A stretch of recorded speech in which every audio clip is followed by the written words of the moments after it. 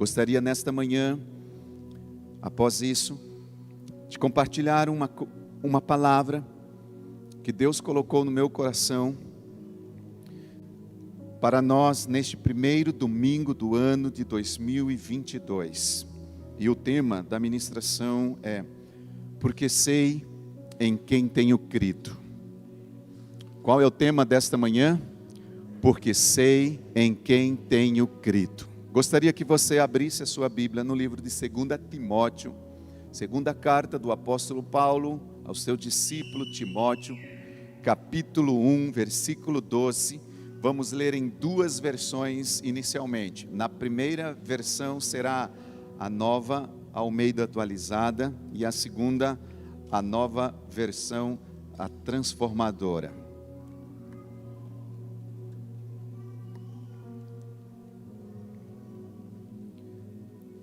Diz assim, na NA: e por isso estou sofrendo essas coisas, mas não me envergonho do Evangelho, porque sei em quem tenho crido. O que ele diz aí? Porque sei em quem tenho crido. E estou certo de que Ele é poderoso para guardar aquilo que me foi confiado até aquele dia. Na versão NVT diz assim: por isso estou sofrendo assim, mas não me envergonho, pois conheço. Nesta versão diz: pois conheço aquele em quem creio, e tenho certeza de que Ele é capaz de guardar o que me foi confiado até o dia da sua volta. Amém, queridos? Nessas duas versões, o apóstolo Paulo, ele estava dizendo, e na hora da tradução aqui: porque sei em quem tenho crido, porque conheço aquele em quem eu creio. O apóstolo Paulo, nós já sabemos que ele não teve um fim muito, vamos dizer, feliz, né, num contexto humanamente falando, porque o apóstolo Paulo foi decapitado, ele perdeu a sua cabeça. Por causa de quê, queridos? Por causa de uma coisa chamada fé. O apóstolo Paulo perdeu a sua cabeça por causa da sua fé, de crer no impossível, de crer num Deus a qual ele estava certo que era poderoso para fazer infinitamente mais do que aquilo que ele pedia. O apóstolo Paulo perdeu a sua cabeça porque ele sabia que aquilo que Deus tinha confiado, dito a ele, Deus cumpriria. E por causa disso, ele perdeu a sua cabeça. Provavelmente isso deva ter acontecido durante a perseguição de Nero, nos anos 64 de Nero, em Roma. E como ele, foi assim também com todos os apóstolos, ou praticamente todos os apóstolos do Senhor. O fim do ministério de Paulo foi selado com o seu próprio sangue. Por causa da fé, por causa de acreditar e não duvidar do que Deus podia fazer. E quando nós olhamos, queridos, para esse texto que nós acabamos de ler, a fé de Paulo, ela não consistia em convicções superficiais. Eu vou repetir isso. A fé de Paulo não estava baseada em convicções superficiais ou em experiências de segunda mão. Ele não acreditava em Deus por causa do que os outros acreditavam. Ele não cria em Deus porque os outros criam. Ele não cria em Deus porque ele viu Deus fazer alguma coisa na vida de alguém ou de alguma pessoa. O apóstolo Paulo, ele estava plenamente convicto de que ele acreditava porque ele sabia quem era Jesus de Nazaré. E por ele, não somente estar disposto a morrer, como de fato a Bíblia diz que ele também enfrentou durante a sua vida um martírio por amor ao seu Senhor. Depois que o apóstolo Paulo se converte, Saulo, que ele tem um encontro, uma experiência pessoal com Cristo, a partir daquele momento, queridos, ele já começa a ser perseguido. Mas a experiência dele, a convicção que ele teve foi tão forte que nada pôde roubar, afastar, tirar uma fé no Senhor, o qual tinha feito com que aquela experiência acontecesse. Em outras palavras, a sua fé era pessoal. E é sobre isso que eu quero falar nesta manhã, sobre uma fé pessoal. Nós vamos iniciar o ano, queridos, neste domingo, falando de uma fé minha, tua fé. Durante todo este ano, nós vamos aprender muita coisa sobre isso, sobre uma fé coletiva. Nós vamos receber da parte de Deus sobre crermos e acreditarmos em níveis de fé, que nós podemos crescer nesses níveis de fé. E existem tantas outras coisas que nós vamos receber da parte de Deus sobre a fé. Mas nada disso seria tão fundamental se antes nós não entendêssemos o que é eu viver uma fé pessoal, uma fé única. Porque com uma fé coletiva é importante, porque às vezes nós vamos no bonde da fé do irmão, nós andamos na fé do outro, quando se fala de fé coletiva. Quando se fala de níveis de fé, nós também entendemos que às vezes o nível da fé do outro irmão está um pouco mais elevada que a minha, e isso me faz acreditar um pouquinho mais. Isso é excelente, é ótimo, mas nós precisamos entender que nós precisamos ter uma fé pessoal, uma fé única. O apóstolo Paulo, ele diz assim: porque eu sei em quem tenho crido, eu conheço o Deus em quem eu acredito. Era uma fé dele, era uma fé pessoal, no Deus que ele acreditava. Não era uma fé do esposo, da esposa, do filho, da filha, do pastor, do líder de célula, da apóstola Valnice, do pastor César, ou seja, quem for. Era uma fé única, uma fé pessoal. Nada, querido, nada pode substituir a fé pessoal no Senhor Jesus. Repita isso comigo: nada pode substituir a fé pessoal em Jesus Cristo. Nada, nada. Tanto Paulo como os irmãos da igreja primitiva de Atos dos Apóstolos, eles possuíam uma fé viva. Nós recentemente ministramos Viva uma fé viva. Eles também tinham uma fé simples, e nós vamos viver isso neste ano. Uma fé simples, uma fé que eu creio só porque eu creio, uma fé que eu não creio porque eu estou vendo alguma coisa, uma fé que eu creio não porque eu estou sentindo alguma coisa, uma fé que eu creio não porque alguém está falando alguma coisa, mas simplesmente uma fé simples. E nós vamos voltar, queridos, a essas origens de uma fé simples, de orar pelos enfermos e eles serem curados, simplesmente porque Jesus disse assim: orem pelos enfermos e eles serão curados. Uma fé simples, simplesmente porque Jesus diz assim: em meu nome falarão novas línguas, colocarão mão sobre os enfermos e eles serão curados. Só por isso, só porque a palavra diz eu creio e ponto final. Nós não vamos precisar de luzes, de fumaça, de músicas, de nada para ver o agir e o milagre de Deus.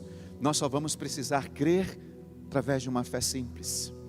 Mas este povo da igreja de Atos dos Apóstolos, como os apóstolos, eles não só tinham uma fé viva, uma fé simples, mas eles tinham uma fé pessoal, uma fé única.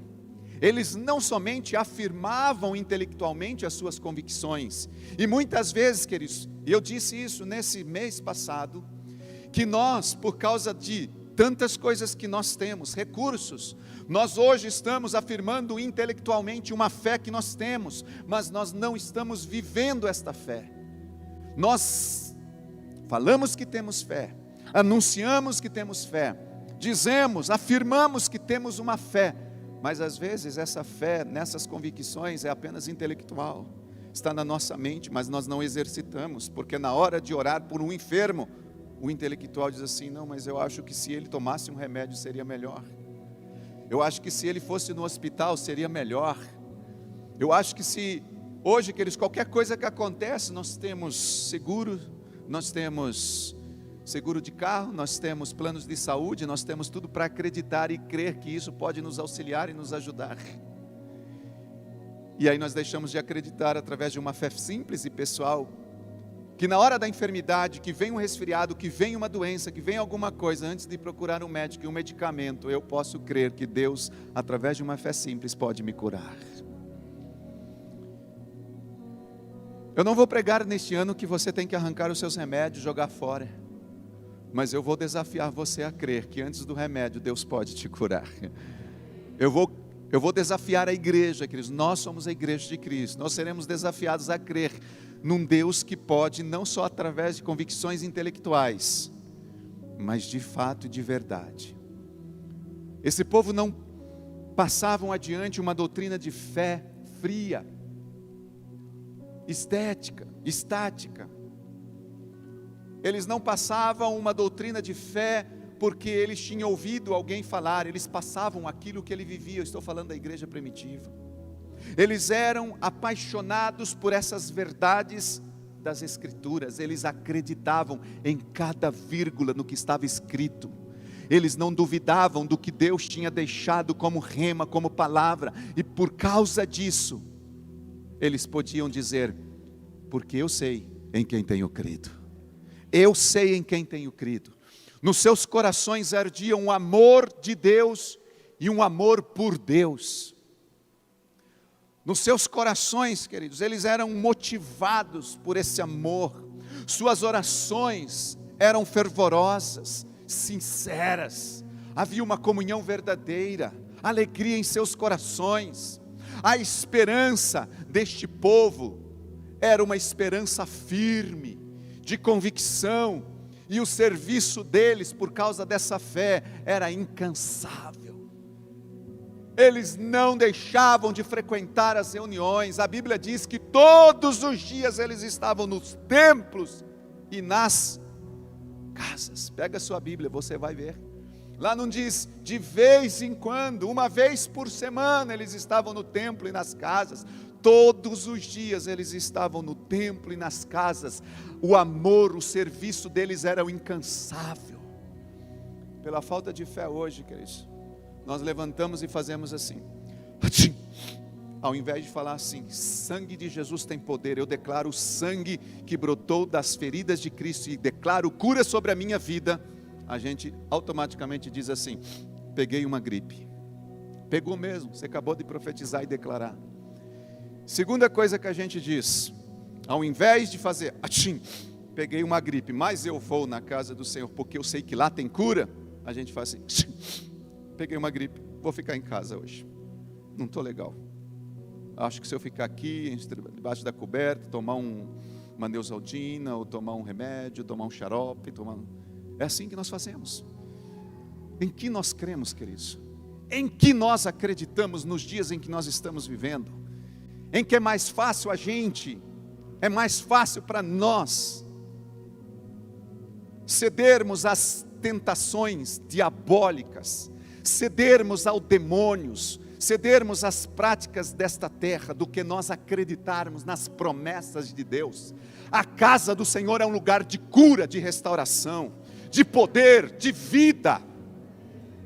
E nós muitas vezes, queridos, nós preferimos de olhar para um texto como esse, que Paulo disse: porque eu sei em quem tenho crido, e dizer assim: será que Deus pode fazer alguma coisa? Além de tudo isso que eu disse, a fé deste povo era uma fé perseverante. Esse povo, Felipe, possuía uma fé perseverante. Eles acreditavam 1 dia, 2 dias, 3 dias, 4 dias, 5 dias, 1 ano, 10 anos, 20 anos, não aconteceu. 30 anos, 40 anos, não aconteceu. 50 anos, tudo ao redor deles procurava demovê-los para que eles não levassem o evangelho avante, mas em nenhum momento eles abandonavam a fé e continuavam perseverantes anunciando o reino de Deus. Tudo à volta daquele povo vinha para que eles não fizessem. É diferente hoje. Mesma coisa, Hoje, queridos, nós somos desafiados, somos afrontados, nós somos ridicularizados, nós somos perseguidos, nós somos desafiados a crer a nossa fé, a não anunciar o Evangelho, a não falar de Jesus para as pessoas. Eu vou fazer uma pergunta aqui: quanto tempo faz que nós não falamos do amor de Cristo para as pessoas? Experimente fazer isso neste ano de 2022. Anunciar a Jesus através de coisas simples, através de uma gratidão. Você pode chegar no mercado e dizer, você de repente está procurando, sei lá, um óleo, está procurando um pão, está procurando alguma coisa e você não acha, aí você chega para aquele rapaz que está repondo as coisas e diz assim: moço, eu estou procurando alguma coisa assim, assim, assim. Ele diz: não, pode vir aqui, vem aqui que eu te mostro. Aí você chega lá, ele te mostra, te dá na mão e você diz, olha para ele e diz assim: Deus te abençoe, muito obrigado. Glória a Deus pela tua vida, porque você foi um canal de Deus para me dar isso nas minhas mãos. Queridos, nós temos tantos motivos, nós temos tantas maneiras de puxar um assunto e dizer: Jesus pode mudar a sua vida, pode transformar a sua vida. Este povo, eles eram desafiados a não acreditar, a não corresponder, mas eles estavam firmes diante do Senhor.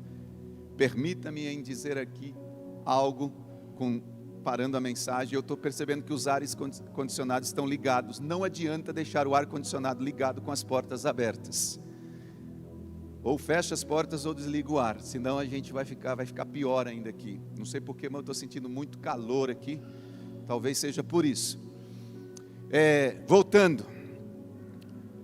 Aqui dentro desse contexto, queridos, quando a gente olha para isso, a gente percebe que um pequeno grupo,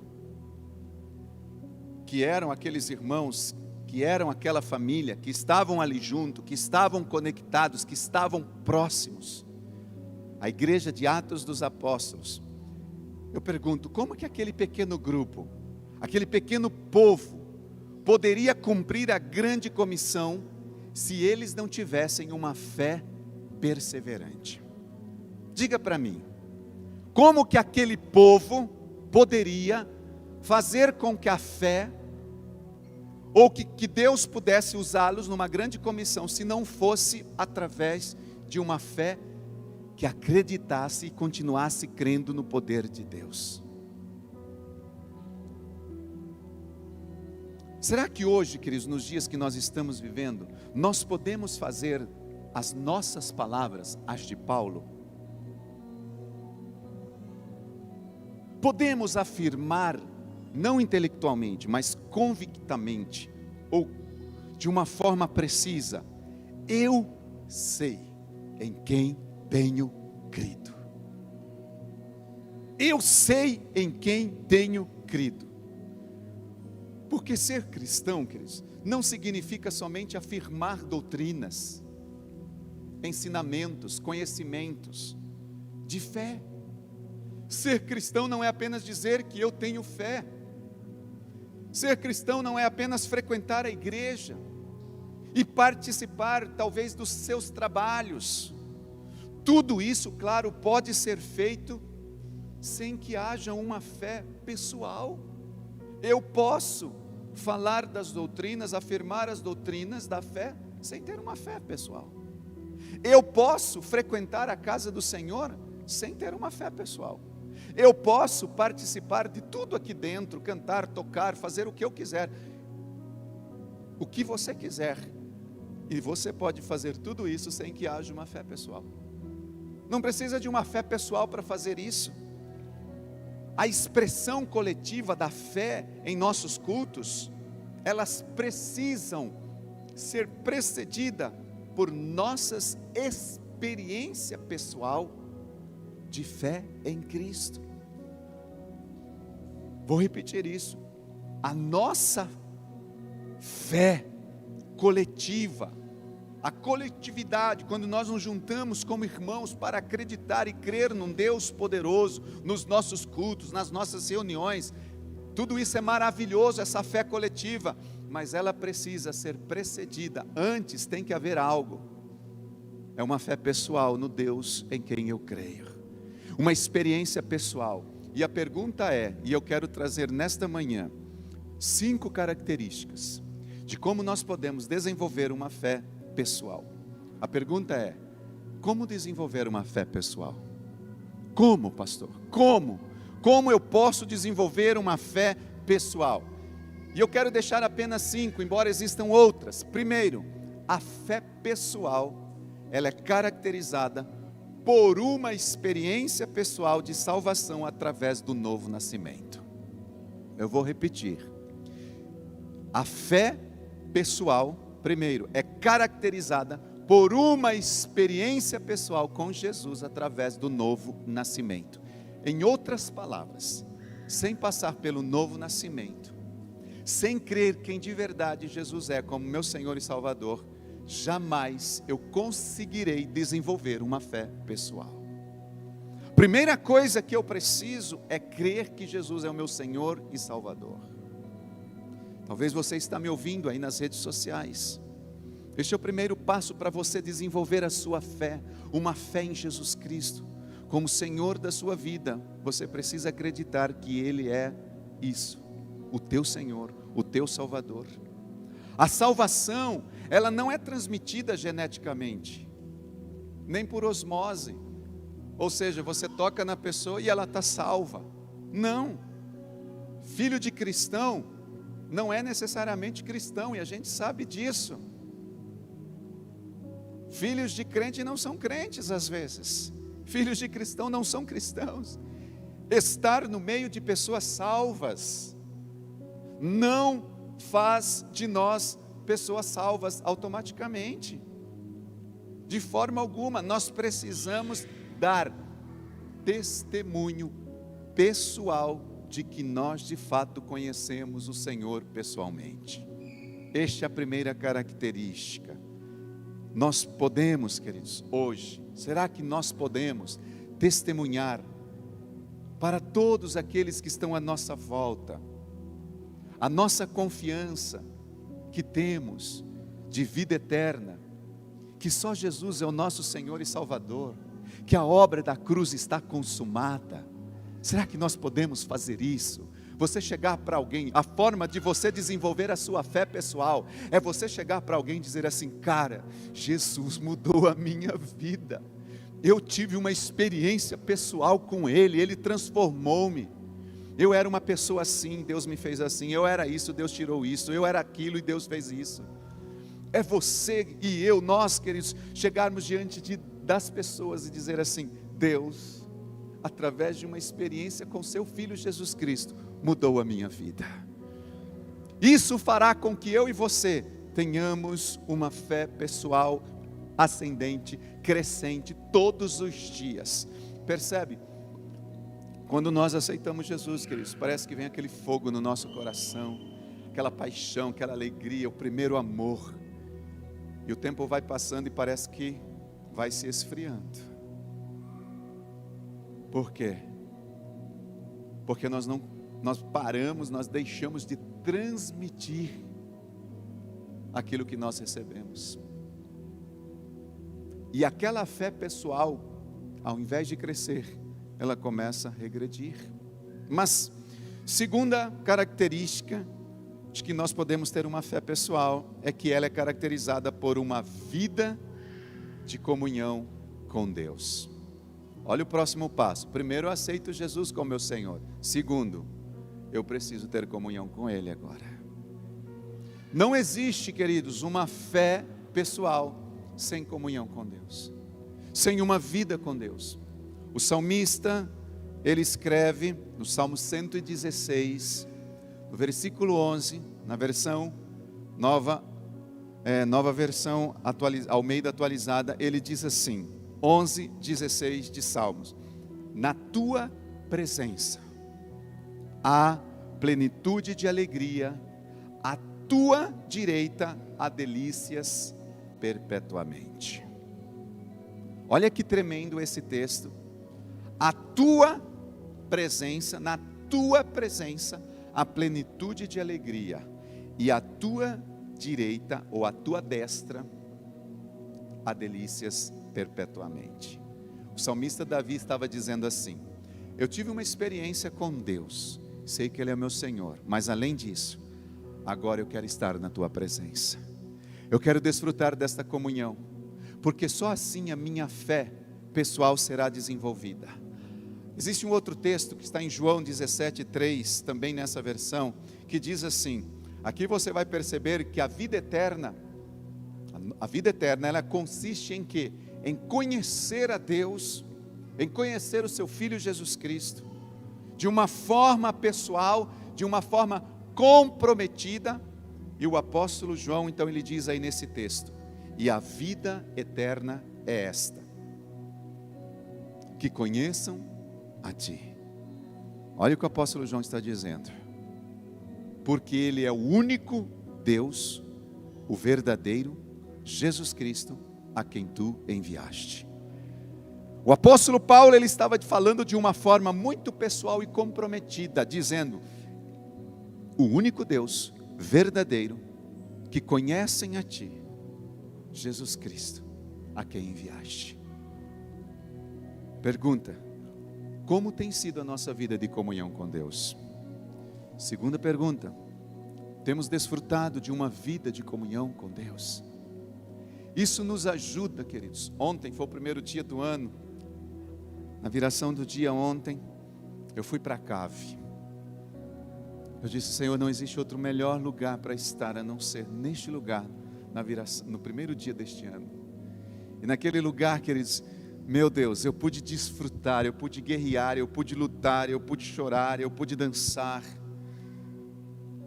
Tudo isso para mim expressa intimidade, comunhão, e a cada dia, cada vez que eu chego diante do Senhor, eu vejo a minha fé pessoal sendo desenvolvida, eu vejo a minha fé pessoal crescendo.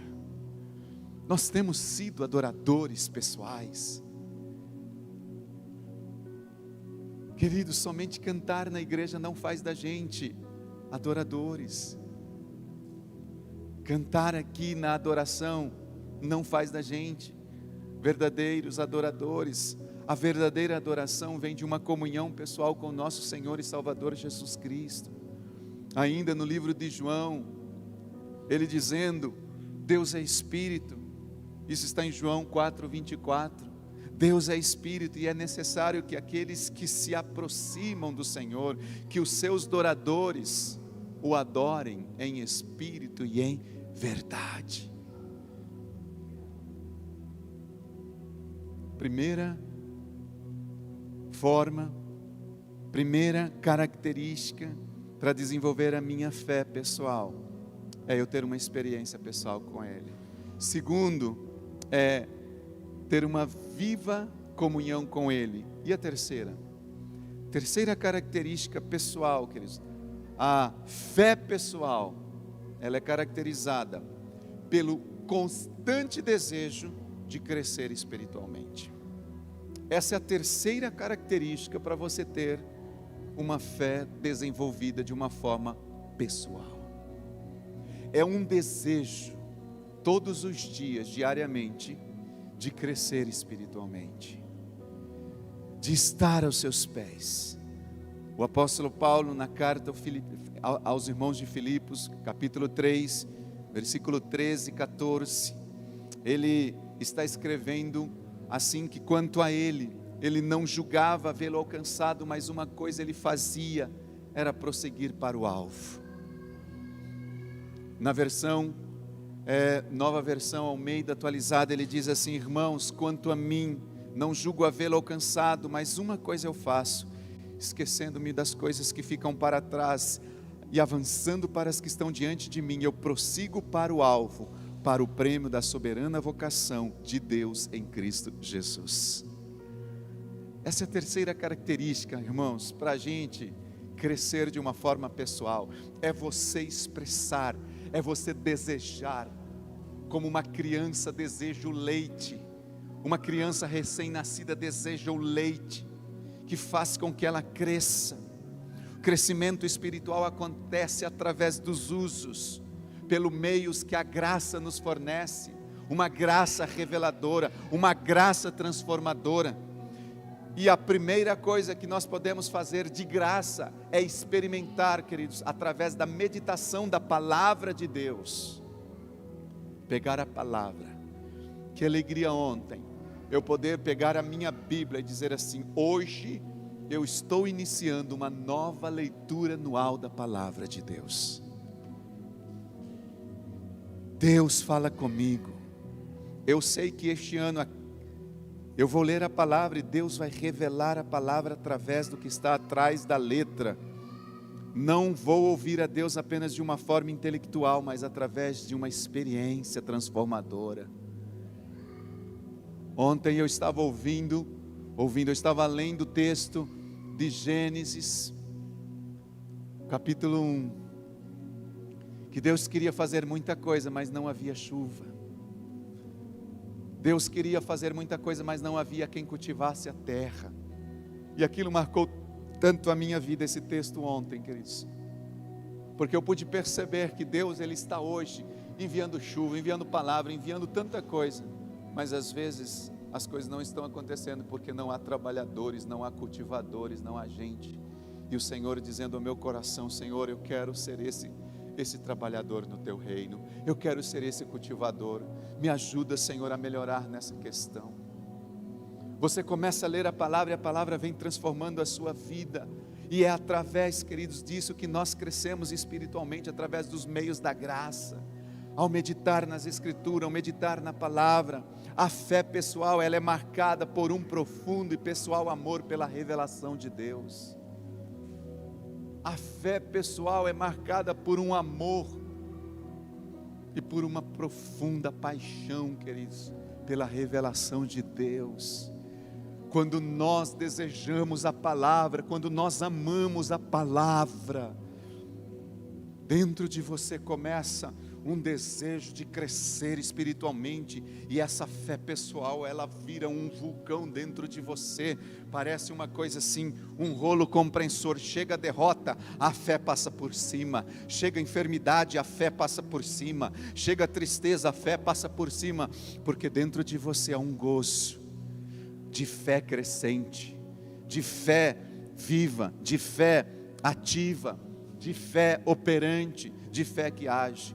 Quarta característica, a fé pessoal, ela é caracterizada pelo desejo de servir a Deus.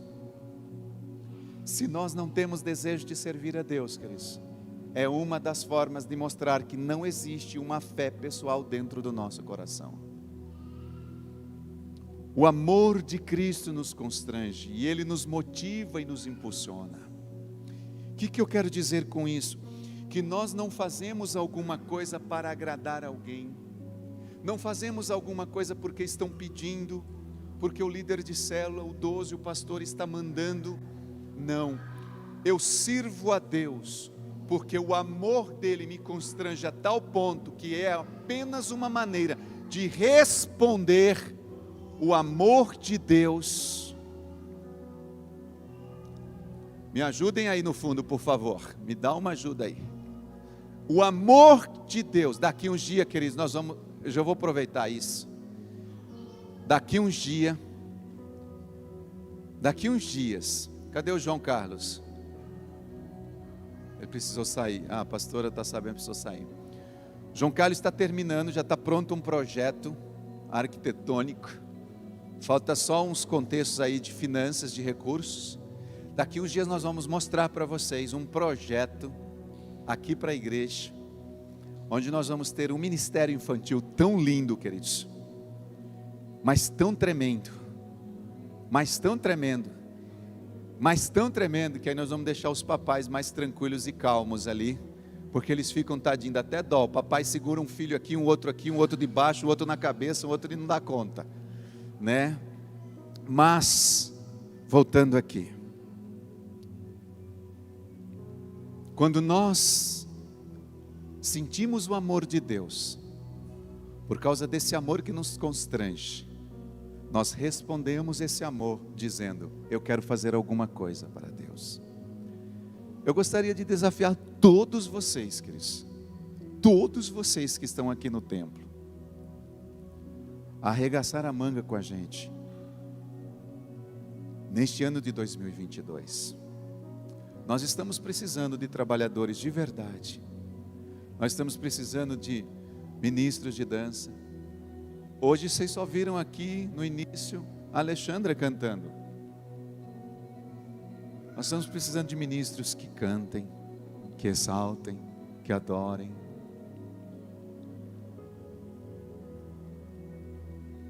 O apóstolo Paulo, em 2 Coríntios 5, 14 e 15, ele diz assim, olha o que o apóstolo Paulo fala.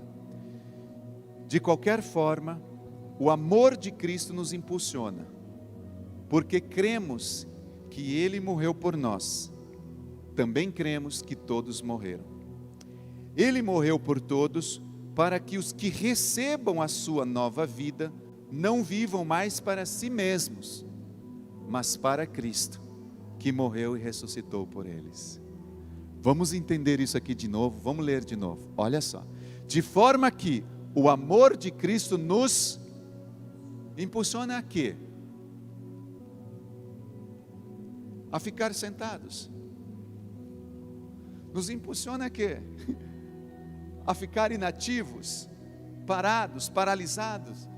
A palavra impulsionar significa avançar, ir adiante, ir à frente. O amor de Cristo.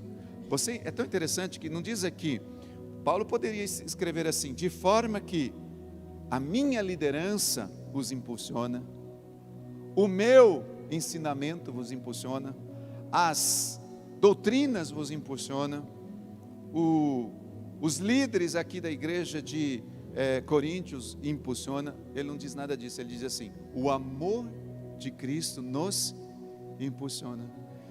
Queridos, eu tenho uma convicção assim muito clara nesse texto. Se nós estamos paralisados é porque o amor de Cristo não está posicionando a gente. Quando existe amor, não precisa pastor, líder, alguém pedir para a gente fazer alguma coisa. O próprio amor de Cristo nos constrange. Mas ele continua dizendo assim, Ele morreu por todos, para que os que recebam a sua vida, não vivam mais para si mesmos. Quando eu entreguei a minha vida a Jesus, eu não vou viver mais para mim mesmo. Agora eu vou viver para Cristo. Por isso que a fé pessoal é caracterizada por um desejo de servir ao Senhor. A fé pessoal, queridos, ela cresce em nós quando nós estamos na labuta, quando nós estamos ativos, quando nós estamos trabalhando, quando nós estamos exercitando essa fé, quando nós estamos orando, quando nós estamos liderando uma célula, quando nós estamos falando do amor de Cristo para as pessoas. A experiência do maravilhoso amor redentivo de nosso Senhor Jesus Cristo, Ele nos impulsiona, Ele nos motiva. Em quê? Em gratidão a fazer o quê? Em dedicar as nossas vidas ao serviço de Deus. O amor dele nos impulsiona. Quinta e última característica, finalmente aqui essa última, a fé pessoal é caracterizada pela ansiosa expectativa da volta do Senhor e da vida eterna. O que eu quero dizer, queridos? Olha só, voltando lá no início, nós vemos que a fé pessoal, ela é desenvolvida quando eu creio e aceito Jesus como meu Senhor pessoal. Segundo, quando eu começo a desenvolver uma comunhão viva com Ele. Terceiro, quando eu tenho desejo de crescer de uma forma viva, quando eu quero crescer espiritualmente. Quarto, quando eu respondo ao seu amor em servir, quando eu desejo servir. E por último, a minha fé pessoal, ela é desenvolvida quando há uma expectativa no meu coração que Jesus vai voltar, que Jesus voltará, que eu vou viver e desfrutar da vida eterna. Ou seja, estar com Cristo, queridos, o apóstolo Paulo mesmo diz que é incomparavelmente melhor. Quero ler esse texto com vocês em Filipenses 1, 23. Olha o que ele diz na versão NVT, nova versão transformadora. Ele diz assim: estou dividido entre dois desejos. Quero partir e estar com Cristo, o que seria muitíssimo melhor.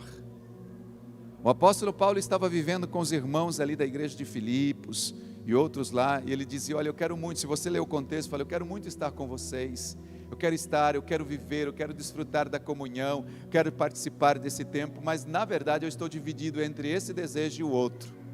O primeiro desejo é estar com vocês, mas o segundo é estar com Cristo, que na verdade para mim seria muito melhor. Queridos, uma fé pessoal é desenvolvida quando nós sentimos essa convicção e certeza: eu vou estar com meu Senhor e Salvador, eu vou desfrutar de uma vida de fé. Agora é claro que essas características que eu citei de fé pessoal são apenas alguns exemplos. Elas não exaurem tudo o que significa confiar em Cristo. Existem muito mais.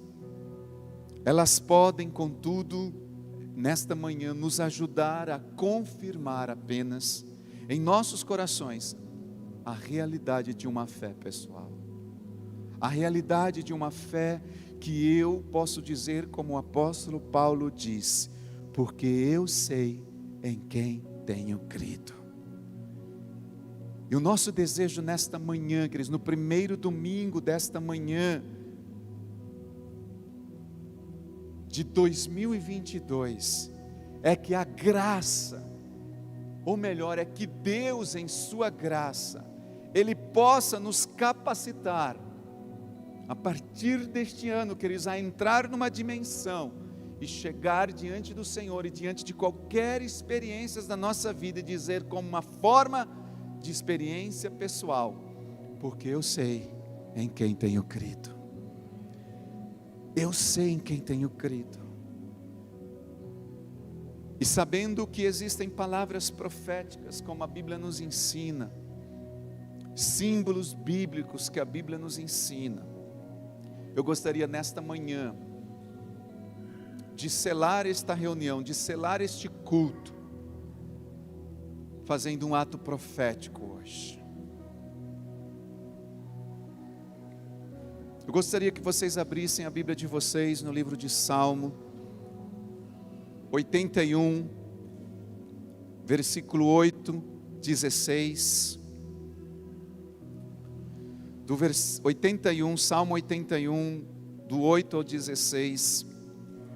E eu gostaria nesta manhã, queridos, de trazer para selar este início de ano, esse domingo, este primeiro domingo de 2022, diz assim: ouve, povo meu, quero exortar-te, ó Israel, se me escutasse, não haja no meio de ti outros deuses ou deuses alheio, e nem te prostre ante Deus estranho. Eu sou o Senhor teu Deus, que te tirei da terra do Egito. Abre bem a tua boca e te encherei. Mas o meu povo não me quis escutar a voz, e Israel não me atendeu. Assim deixei-o andar na teimosia do seu coração, siga os seus próprios conselhos.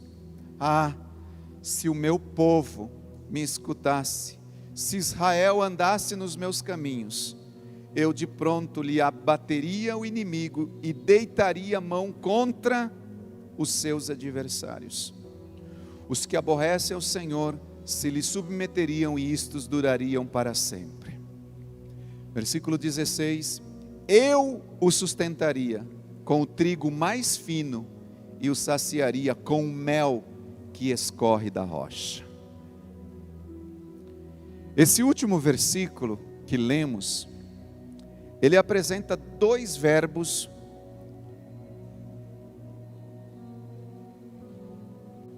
de modo condicional.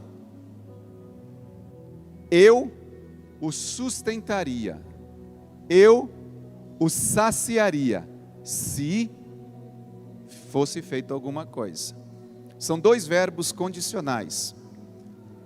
Deus está dizendo ao povo de Israel, e nós vamos meditar aqui um pouquinho sobre isso, que Deus saciaria e sustentaria se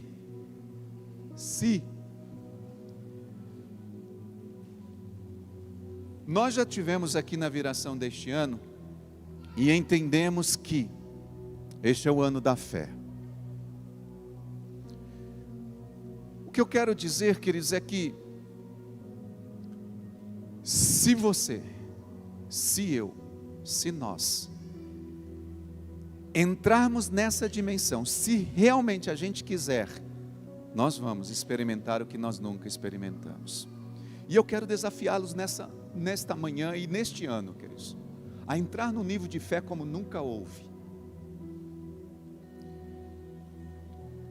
Quando eu fui ver na nova versão transformadora, ela diz assim, esse último versículo, nova versão transformadora, versículo 16.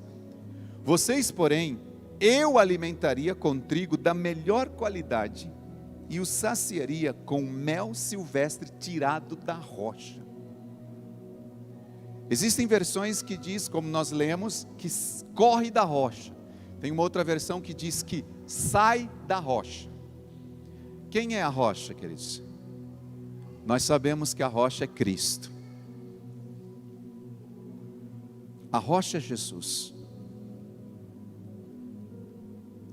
Se eu, neste ano, quiser, eu serei sustentado com o melhor trigo, ou como diz a Bíblia, o trigo mais fino, o trigo mais puro. Se eu crer, eu vou ser saciado neste ano com o mel silvestre, o mel mais puro, tirado da rocha.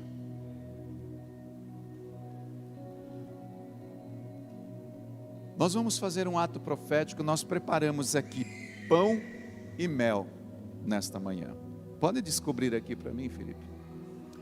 O pão é da melhor qualidade, vocês imaginam de onde ele veio, né? Melhor pão. O mel orgânico, o melhor mel que você possa experimentar. Ontem eu e a pastora ficamos passeando no primeiro dia do ano procurando mel. Não achamos mel, porque está tudo fechado. Fomos não sei quantas farmácias, não sei quantos lugares. Foi um passeio de primeiro dia do ano, procurando mel.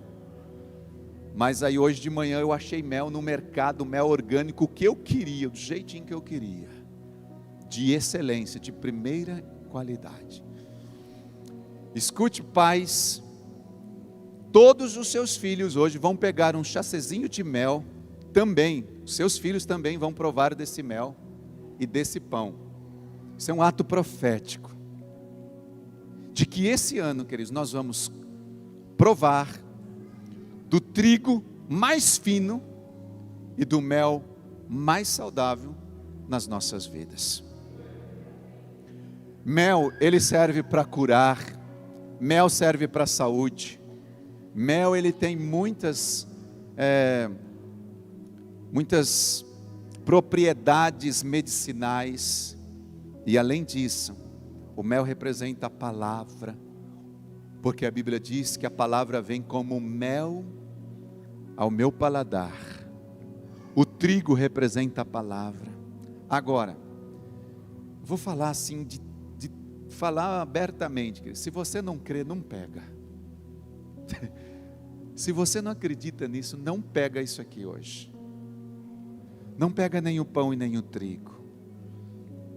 Por quê, pastor? Queridos, essas são promessas que expressam, quando Deus está dizendo, eu saciaria, eu alimentaria, são promessas que expressam segurança e plenitude. Saciar quer dizer, alimento, queridos, é segurança, nunca vai faltar, eu sempre vou estar seguro. Saciar é plenitude. Mas para que você receba a promessa de Deus, isso requer uma condição. No versículo 8, se você puder colocar novamente o versículo 8, diz assim: ouve, povo meu, quero exortar-te, ó Israel, o que diz a Bíblia? Se me escutasse, queridos, Chegou a hora da gente de verdade escutar. Eu vou falar uma coisa assim, hoje eu estou revoltado com o inferno. Estou revoltado com as trevas. A gente começa o ano, passa o segundo domingo, terceiro domingo, primeiro mês, segundo mês, terceiro, chega no 12º mês, no final do ano, e a gente está capengando às vezes, diante de tantas palavras que nós recebemos da parte de Deus. Por quê? Deus está dizendo, se vocês me escutassem, vocês seriam saciados e se alimentariam. Por quê, queridos, que nós ouvimos tanta palavra nos dias atuais e nós vivemos capengando nas trevas?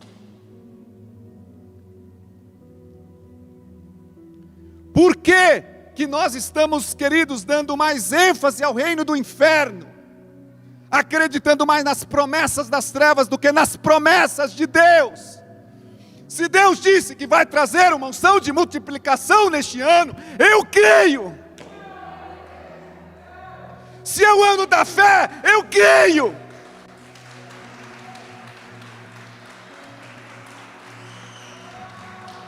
Se algo novo está vindo à luz, eu creio. Chegou o tempo, queridos, de ouvir a voz de Deus e escutar, colocar em prática. Viver o que Deus está nos dizendo. Não começar um ano e terminar, mas terminar pior do que começou.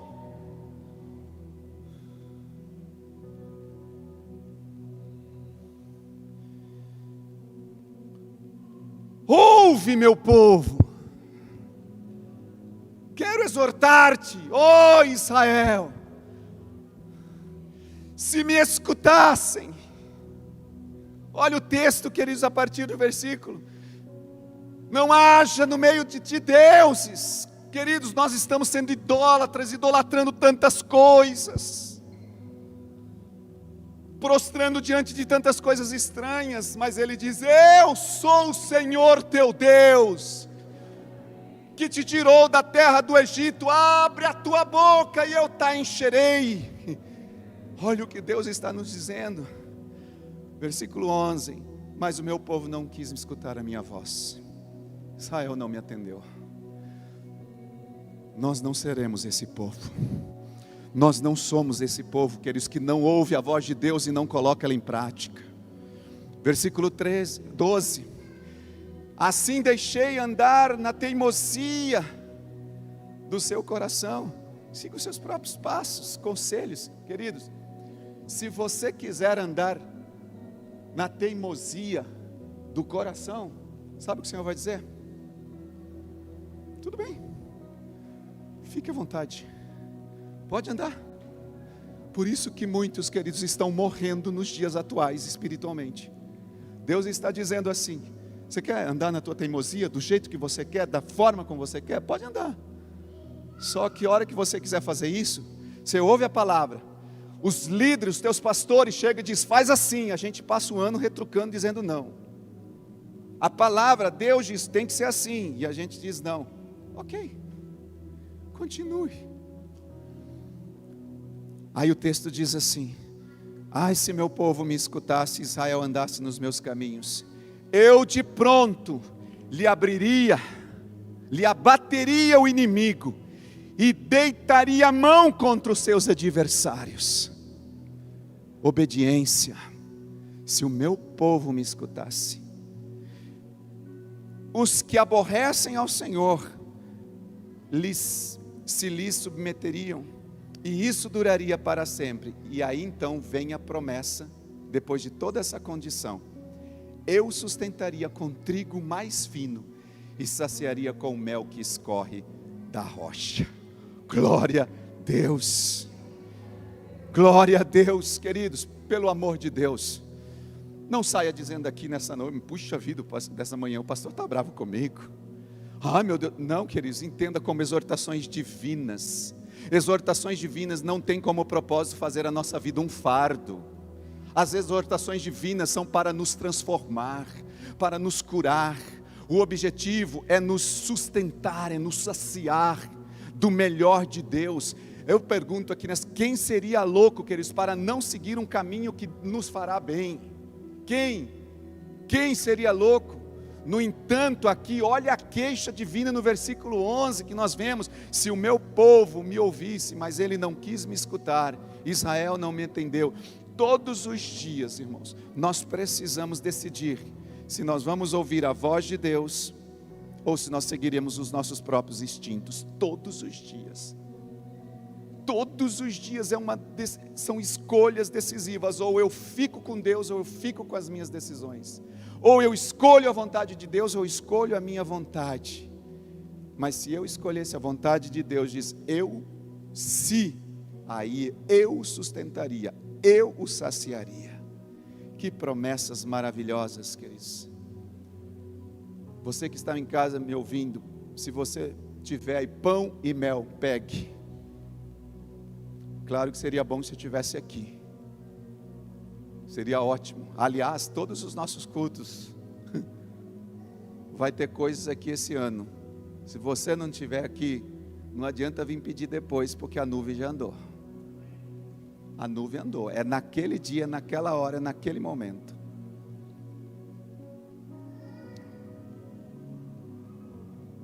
Que promessas maravilhosas. Eu gostaria de convidar os irmãos do louvor para que subisse aqui novamente, por favor.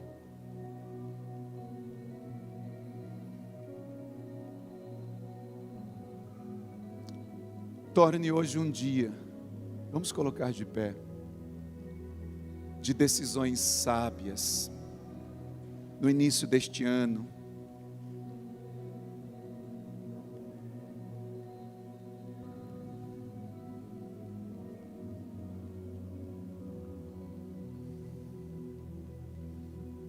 Acredite, vocês viram ali, está vendo como nós estamos precisando de pessoas para nos ajudar a ministrar?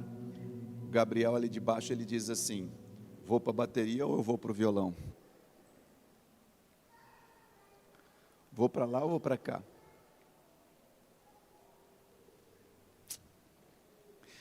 Ah, meu Deus do céu.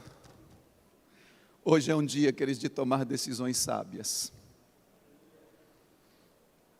Acredite nas maravilhas que Deus é capaz de fazer em você, por você e para você. Acredite, acredite. Porque, queridos, às vezes a gente continuar experimentando o vazio dos nossos corações se Ele pretende nos saciar. Por quê? Você que está ouvindo, por que viver nessa escassez? Por que viver nessa tristeza, nessa angústia, se Deus está te prometendo alimento sólido, saciar com pão, com mel? Por quê?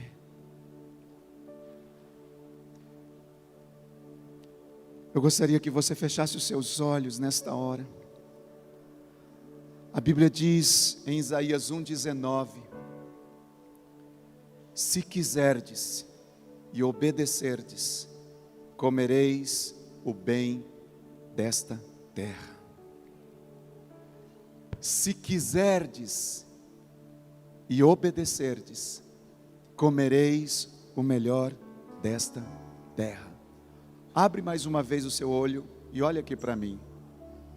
Eu não sei, acho que eu não passei esse texto para eles, mas se você puder aí colocar qualquer versão. A versão diz assim: se é uma condicional. Se quiserdes e obedecerdes, comereis o melhor desta terra. Se quiserdes e ouvires, comereis o melhor desta terra. Se quiserdes e ouvirdes, comereis o melhor desta terra. Se vocês estiverem dispostos a me ouvirem, vocês comerão o melhor desta terra. Deus está dizendo: se vocês estiverem dispostos a obedecer, comerão o melhor do fruto desta terra. Tudo que eu estou lendo aqui são várias versões. Não estou inventando, nem parafraseando, são versões da palavra. E a última versão, versão NVT, diz assim: se estiverem dispostos a me obedecerem, terão comida com fartura todos os dias.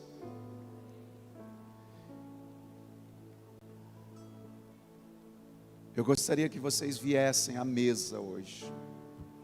Todos vocês, venham com a família, o seu filho.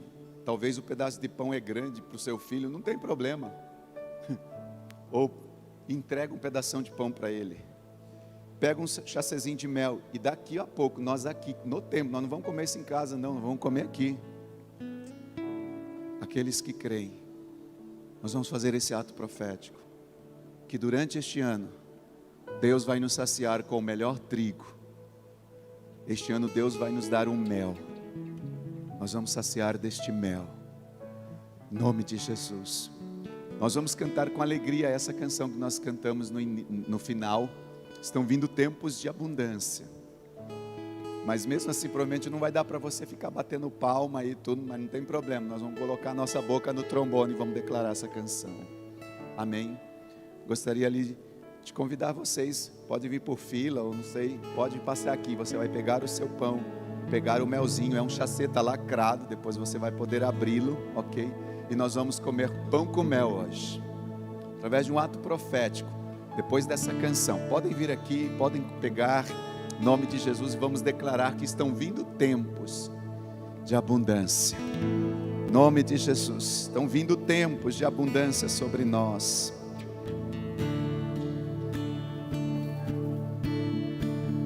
Estão vindo tempos de refrigério, de alegria, de regozijo, aleluia. Estão vindo tempos de glória, de dupla honra.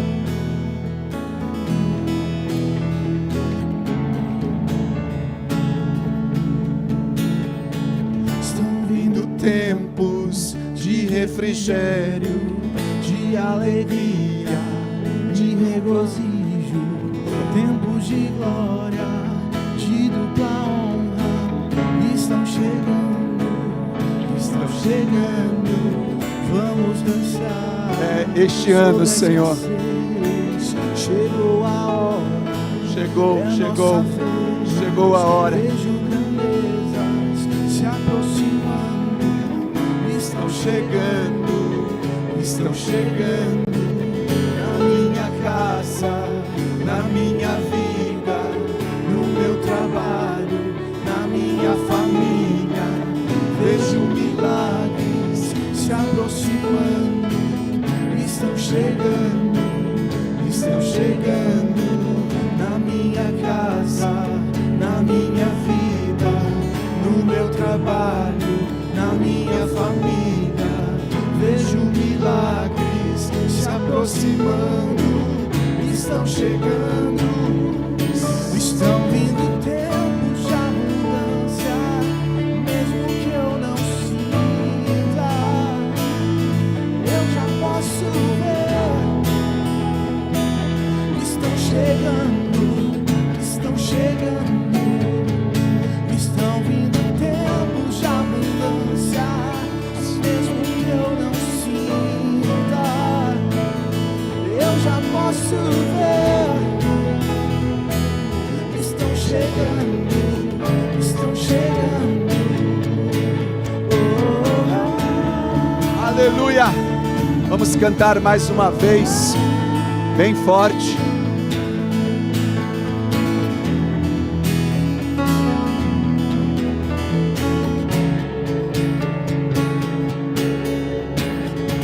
Estão vindo tempos de refrigério, de alegria e regozijo, tempos de glória, de dupla honra.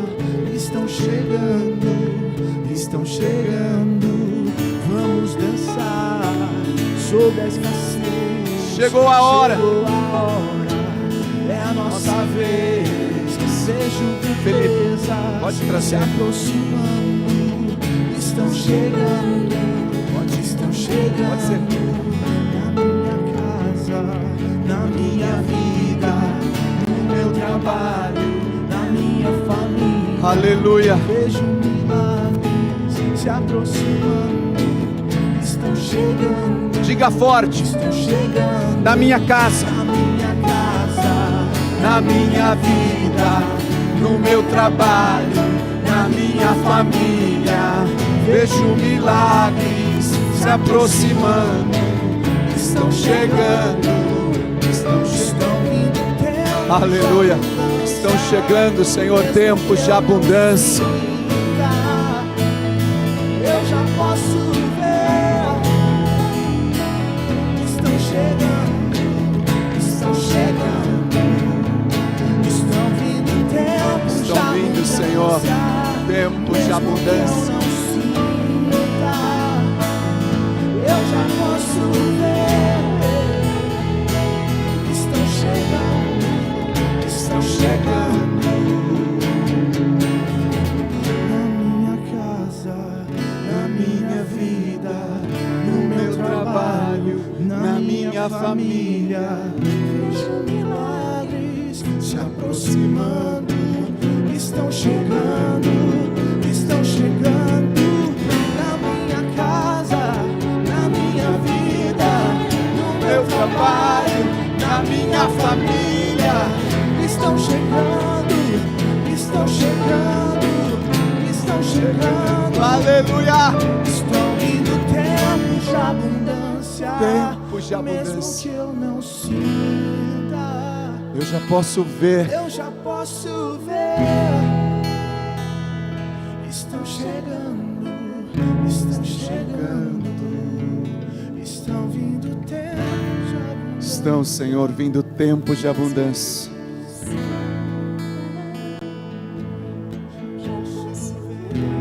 Aleluia. Você pode ver isso? Amém. Podem se sentar. Junte aí com a sua família. Pertinho. Se você quiser dividir aí o seu melzinho com o seu marido, com a sua esposa, seu pãozinho com seus filhos, vocês vão dividir e nós vamos orar em nome de Jesus neste momento, para que nós pudéssemos juntos participar deste momento. Existe uma unção da parte de Deus que é liberada nesse ato. Se você crer que este é o ano da fé, que esse ano algo novo está vindo à luz, que é a unção da multiplicação, nós vamos comer desse pão com esse mel, e eu tenho certeza que o Senhor vai nos alimentar e nos saciar durante todo este ano. Durante todo este ano nós vamos ser saciados, alimentados, em nome de Jesus. Pai, nesta hora nós sabemos que os símbolos falam no reino do Espírito. Os símbolos falam, Senhor. Nós estamos aqui trazendo à memória o pão que representa o próprio Senhor, que representa o trigo puro, o mel, Senhor, também, algo doce, que venha ao nosso paladar. Venha saúde física, emocional e espiritual sobre nós neste ano de 2022. Senhor, não existe nada como memorial na palavra, a não ser a Santa Ceia e o batismo no Novo Testamento. Nós não estamos fazendo isso, Senhor, como memorial que Jesus deixou, mas nós estamos fazendo como memorial, como igreja local, Senhor. Crendo, acreditando que será um ano em que nós seremos providos com um trigo mais fino sobre as nossas vidas, nossa casa, nosso trabalho. É tempo de abundância, e nós seremos providos, saciados com o mel doce, com o mel que sai da rocha, aquele mel que guarda as nossas vidas, os nossos corações. Nós declaramos, Senhor, que neste momento em que nós estivermos comendo deste pão, juntamente com esse mel, aqui nesta manhã, Senhor, nós possamos estar atraindo sobre nós bênçãos que as Escrituras nos garantem, que o Senhor nos dará livramento em meio às provas, às dificuldades, os inimigos, que nós seremos prósperos em todas as áreas de nossas vidas, como igreja local nesta manhã, Senhor. Obrigado por esta oportunidade de estarmos aqui unidos e reunidos e participarmos, meu Deus, deste ato profético, em nome de Jesus Cristo. Amém, e amém, e amém, e amém. Glória a Deus.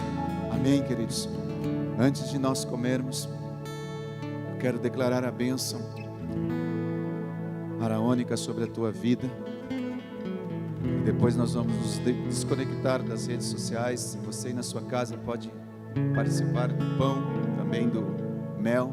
E nós faremos isso aqui também no templo juntos, nesta manhã. Que Yahvé te abençoe e te guarde. Que Yahvé faça resplandecer o seu rosto sobre ti, tenha misericórdia de ti. Que Yahvé sobre ti levante o seu rosto e te dê paz, te dê shalom, em nome de Jesus. Amém, e amém, e amém. Glória a Deus. Pega aí o